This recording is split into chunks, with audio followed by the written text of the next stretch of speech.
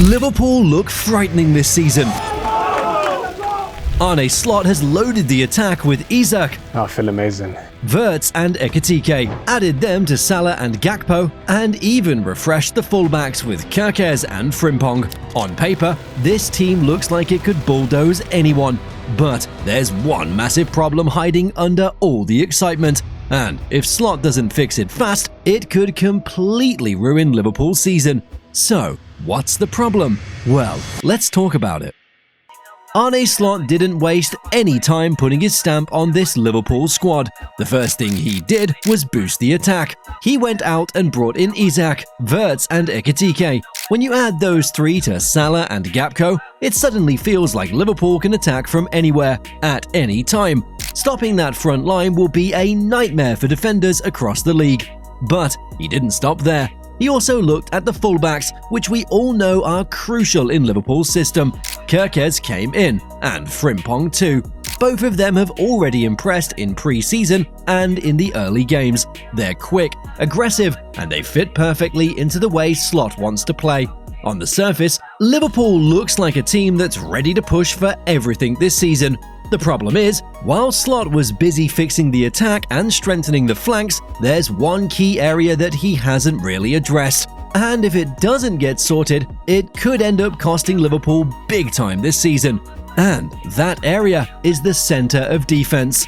Now, let's start with the one man who's held this defense together for years, Virgil van Dijk. At 33, he is still the leader of this backline. What's impressive is how little his game has actually changed with age. He's still calm on the ball, still dominant in the air, and still has that presence where strikers think twice before running at him. You can see it in the way Liverpool builds from the back. Van Dijk is the one dictating the tempo, picking out passes into midfield, and keeping everyone organized.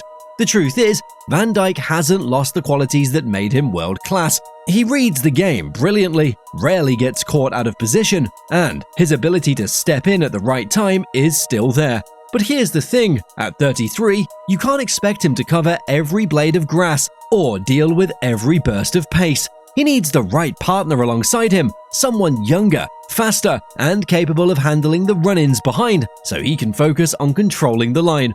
And that's where Ibrahima Konate comes in. When you talk about the ideal partner for Van Dijk, it's Ibrahima Konate. At 26, he has the exact qualities that complement Van Dijk's game. He's quick across the ground, strong in duels, and his recovery pace makes him perfect for dealing with those tricky forwards who try to run in behind. That's why Van Dijk looks so comfortable when Konate is next to him, because he knows Konate can handle the speed while he contains the structure. Konate isn't just about pace either. He's dominant in the air, confident on the ball, and has the physicality to bully strikers off it. In many ways, he's the perfect balance to Van Dijk's calm, controlled style. Together, they give Liverpool a backline that can deal with almost anything. But here's the problem, Konate can't seem to stay fit for long stretches. In the last game, he went off injured. He said it was just a strain, which sounds harmless, but with his track record, you can't brush it off. We've seen this pattern before, a small knock, then another setback, and suddenly he's out for weeks. That's the risk Liverpool runs with him. When he's fit, he's outstanding, but the question is, for how long? And that leads us to the next option in line, Joe Gomez. Before we continue, I'd like to ask you a small favor. If you enjoy this content, please take a second to like this video and subscribe to the channel. Over 95% of you watch the videos without subscribing. Imagine what we could accomplish if everyone subscribed. It costs you nothing, but it makes a huge difference to us. So, done it yet? Great, thank you. And now, let's move on. Next in line is Joe Gomez. And look, everyone knows Gomez still has ability. When he's fit, he can read the game well. He's comfortable on the ball, and he has the versatility to slot in at different positions across the backline. But the issue with him has never been talent, it's his body. Over the last few years, Gomez has picked up injury after injury, and his hamstring problems in particular have kept him out for long stretches. More than 135 games across 2 major setbacks. That kind of history makes it hard to trust him as a reliable option across a long season. You can never be fully sure how long he'll last before another knock puts him on the sidelines again. So, while Gomez can still step in and do a job, relying on him as the main backup to Konate or Van Dijk is risky. And that's why a lot of the responsibility is already shifting toward the new kid on the block. And that brings us to Liverpool's youngest centre-back option, someone who looks full of potential but also comes with his own challenges. The other name that's been coming up is Leone Giovanni. He's still very young, but you can already see why people rate him so highly. He's got the physicality to handle duels, he's strong in the air, and his positional awareness is impressive for his age. On top of that, he's intelligent in the way he reads the game. He doesn't just dive in, he times his challenges well and makes defending look natural. In set pieces and defensive battles, Giovanni already shows signs of becoming a dominant presence. But as good as he looks, there are two concerns. First, his age. He's still developing, and relying on him too much, too soon, could backfire in high-pressure games. And second, his pace. He doesn't have that top-end speed that you need when playing next to someone like Van Dijk. That's exactly why Van Dijk prefers Konate beside him, because Konate can handle the quick forwards who try to run in behind. Giovanni, as promising as he is, doesn't yet have that gear, and that makes him a risky option in games where Liverpool is stretched. So, while Giovanni has the tools to become a top defender, throwing him into a Champions League knockout tie or asking him to cover an injured Konate over months of Premier League football, it might be asking too much right now. And this is where the real issue shows. Liverpool's centre-back depth just isn't built like the other top teams, and that could be the difference this season. This is where you start to see the gap. Other top sides have built their squads with centre-back depth as a priority. Look at Arsenal, for example. Last season, they learned the hard way how important it is to have reliable defenders available for the entire campaign. This year, Arteta didn't take any chances. He added in Kékerez and Mosquera to a group that already had Gabriel, Saliba and Timber. That's 5 strong options, all capable of playing at a high level, and it means Arsenal can rotate without a massive drop in quality. Now compare that to Liverpool. They have Van Dijk, who is still excellent but needs the right partner. They have Konate, but his injury record makes him a risk. They have Joe Gomez, who's too fragile to rely on across a full season. And then there's Giovanni, talented but still young and lacking the pace to be trusted in the biggest games. That's a very thin line to walk when you're trying to fight for the Premier League and the Champions League at the same time. So, when you put it all together, it becomes clear. Liverpool's biggest weakness isn't up front or out wide, it's right in the heart of their defense. And if Slot knows this, the big question is, what can he actually do to fix it?